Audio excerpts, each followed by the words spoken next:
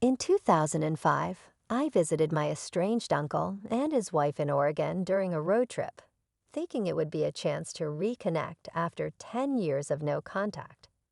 My family had cut ties with him long ago, and my parents had no idea I had stayed in touch. It was my first time meeting his wife, and since it was late, he offered to let me stay the night, a suggestion I accepted.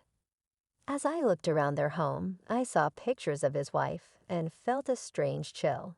She bore an uncanny resemblance to my cousin, his daughter, who had gone missing years before I was born. The resemblance was so strong, right down to a birthmark on her neck, that I dismissed it as an eerie coincidence.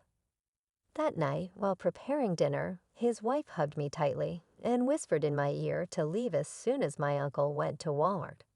Her terror struck me deeply. I left and called the police, hoping they could help her. Days later, I learned she was gone, and my uncle had been arrested. It was then that I discovered my family had known all along. They knew what he had done to his daughter.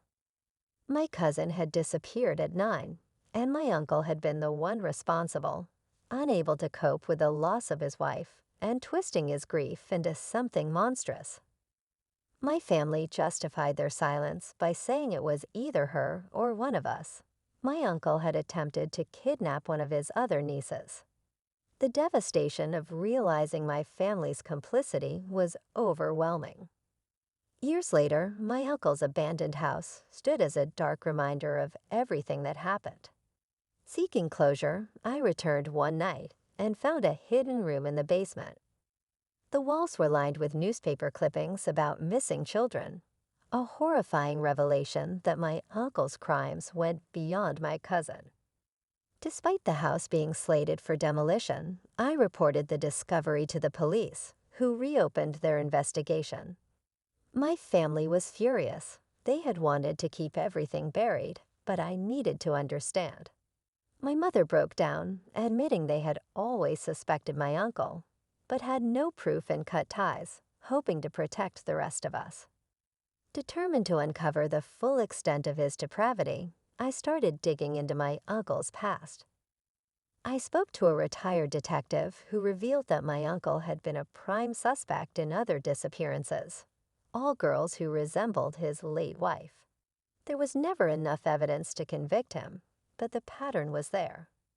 I returned to his house with a friend, and we discovered videotapes documenting the unspeakable horrors he had inflicted, including my cousin.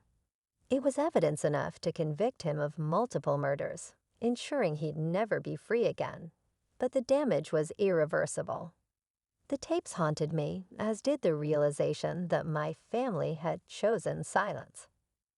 My parents left the country, consumed by guilt, and our family fell apart.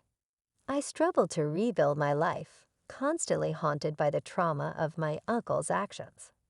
In the years that followed, I sought therapy and found solace in volunteering at a shelter for abused children, trying to turn my pain into something meaningful in memory of my cousin and the others who suffered.